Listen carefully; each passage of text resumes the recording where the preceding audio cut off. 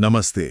आज हामी नेपालको शेयर बजार अझ खासमा यो आइपिओ जारी गर्ने प्रक्रियामा देखिएको एउटा अलिकति अनौठो खालको विवादबारे कुरा गर्दैछौँ। नमस्ते।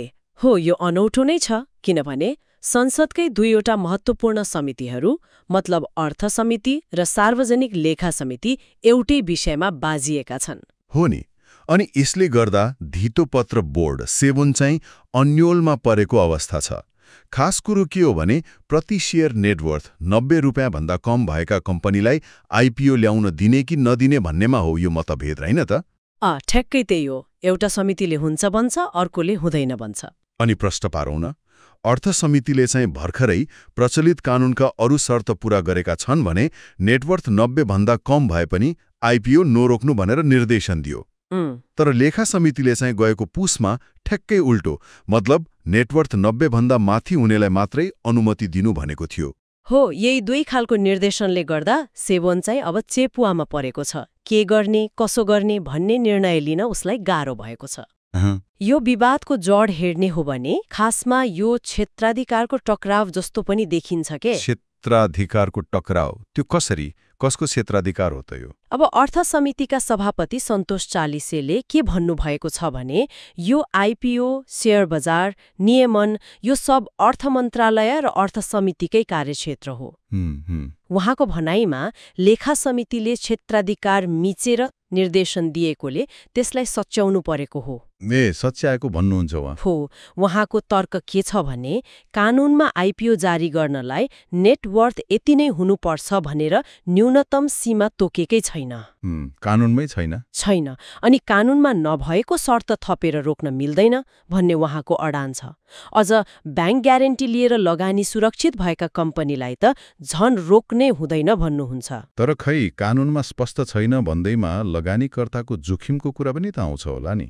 सेबोनले चाहिँ के भन्छ त आधिकारिक रूपमा? सेबोनका प्रवक्ता निरञ्जय घिमिरेले अर्थ समितिको निर्देशन पाएको तर बोर्डले निर्णय गरिन सकेको बताउनु भएको छ। निर्णय भएको छैन अझै? छैन। सेबोनले पनि के मान्छ भने अहिलेको ऐन नियममा त्यो न्यूनतम नेटवर्थको सीमा तोकिएको छैन। अनि वास्तविक नेटवर्थ भनेको के हो त्यसको परिभाषा पनि स्पष्ट छैन रे।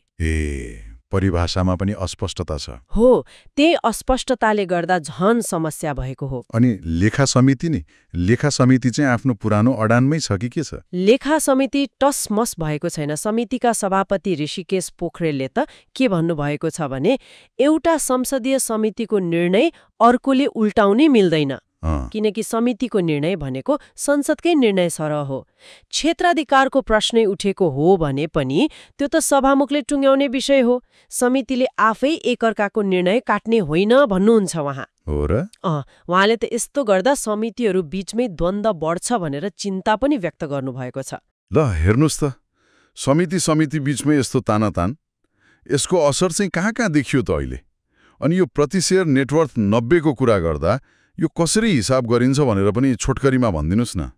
असर त परिसक्यो नि। सेबोनले लेखा समितिको त्यही पुरानो निर्देशन मानेर प्रति शेयर नेटवर्थ 90 रुपियाँ नपुगेका 14वटा कम्पनीको आइपिओ आवेदन खारेज गरिसक्यो।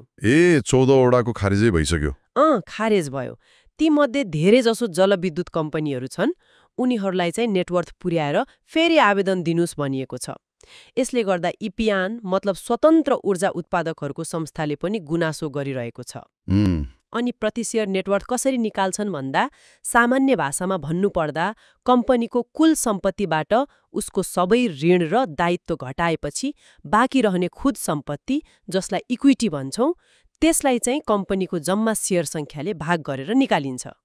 मतलब प्रति शेयर कम्पनीको खास मूल्य कति छ भन्ने एउटा संकेत भयो। हो, लगभग त्यस्तै बुझ्न सकिन्छ। भनेपछि त अवस्था कस्तो भयो भने एकातिर कानूनै प्रष्ट छैन, अर्कोतिर संसदका समितिहरूबाटै उल्टो निर्देशन आउँछ।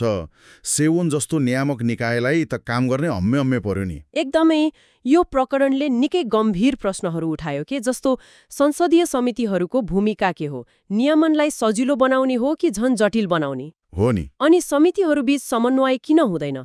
यस्तो विवादले नियामक निकायको स्वायत्ततामा कस्तो असर पर्छ अनि समग्र पुँजी बजारको विश्वासमा नि? हो, यो दुई शक्तिशाली समितिबीचको लडाईले नीतिगत अन्यल त बढायो नै, तर त्यो भन्दा पनि आइपिओ ल्याएर पैसा जुटाउन खोज्ने कम्पनीहरू अनि लगानी गर्न पर्खेर बसेका लगानीकर्ताहरू उनीहरूमा पनि ठूलो अन्यल भयो। पक्कै पनि। अब हामीले सोच्नुपर्ने कुरा के हो भने यस्ता अन्तर समिति द्वन्द्वले नेपालको समग्र लगानीको वातावरणलाई कस्तो सन्देश दिइरहेको छ? नकारात्मक नै होला।